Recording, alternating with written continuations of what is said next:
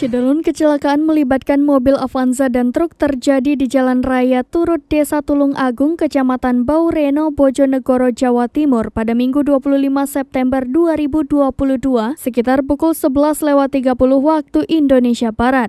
Mobil Avanza yang dikemudikan Sukir berusia 53 tahun, Desa Sumuragung, Kecamatan Baureno berpenumpang 8 orang lainnya ringsek parah usai menghantam truk dari arah berlawanan. 3 penumpang minibus meninggal dunia sedangkan 6 lainnya mengalami luka. Suito berusia 53 tahun. Saksi mata menuturkan kecelakaan maut tersebut bermula Avanza yang ditumpangi 9 orang melaju dari arah barat. Mobil oleng ke kanan dan menghantam truk dari arah berlawanan. Padahal kondisi jalan itu sedang sepi. Suito menjelaskan penumpang Avanza yang mengalami kecelakaan tersebut merupakan warga Desa Sumur Agung, Kecamatan Baureno.